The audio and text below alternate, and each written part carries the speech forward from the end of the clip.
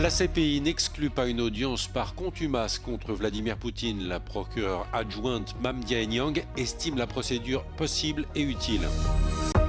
Le voyage de la flamme olympique autour de l'Italie a commencé à Rome. D'ici le début des Jeux, la flamme aura traversé le pays et parcouru 12 000 km.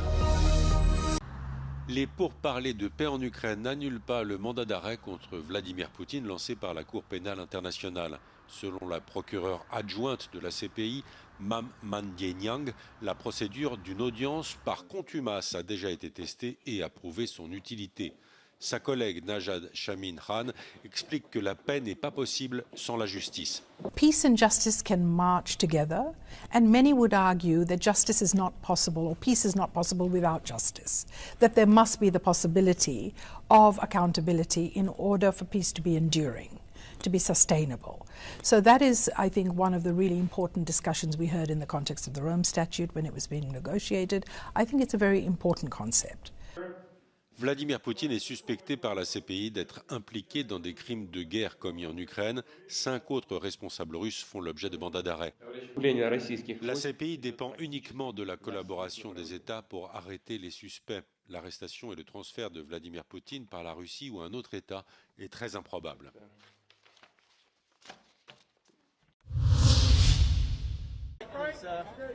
L'immense architecte et designer canado-américain Frank Gehry est décédé à l'âge de 96 ans des suites d'une courte maladie respiratoire.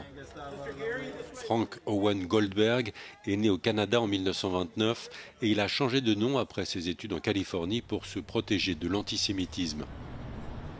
Frank Gehry est notamment à l'origine du musée Guggenheim de Bilbao, de la fondation Louis Vuitton dans l'ouest de Paris, de la tour Luma à Arles ou de la salle de concert Walt Disney à Los Angeles. Frank Gehry est considéré comme un des maîtres du déconstructivisme et ses bâtiments se distinguent par leurs courbes complexes et asymétriques.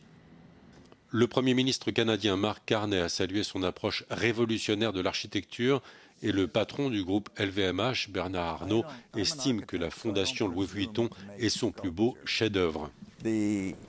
Frank Gehry a reçu pour son travail le prix Pritzker en 1989.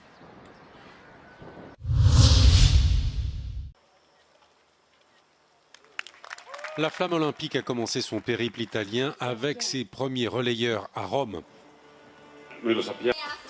D'ici le lancement des Jeux d'hiver le 6 février prochain, la torche aura parcouru 12 000 km, 1000 relayeurs l'auront portée et elle sera passée par 300 villes italiennes dont notamment Sienne, Pompéi, Florence ou encore Venise. Comme le veut la tradition, la flamme a débuté son parcours le 26 novembre dernier à Olympie où se sont tenus les premiers Jeux en 776 avant notre ère. Les Jeux olympiques d'hiver de Milan-Cortina 2026 sont les 3e Jeux d'hiver organisés par l'Italie. La dernière fois avait eu lieu à Turin il y a 20 ans et avant cela en 1956 à Cortina d'Ampezzo. Rome a également accueilli des Jeux olympiques, c'était l'été en 1960.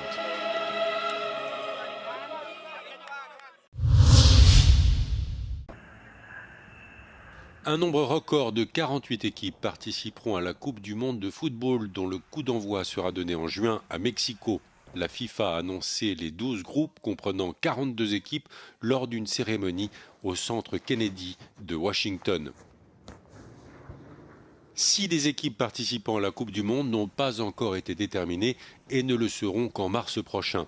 La Coupe du monde accueille de nouveaux venus comme le Cap-Vert, la Jordanie, l'Ouzbékistan et Curaçao qui participent pour la première fois à l'événement majeur du football. Au cours de la cérémonie, le président américain Donald Trump a reçu le nouveau prix de la paix de la FIFA des mains du président de l'organisation Gianni Infantino.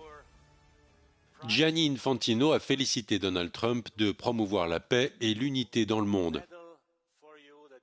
La remise du prix suscite la polémique. Elle coïncide avec la campagne de frappes américaines dans les Caraïbes visant des trafiquants de drogue présumés.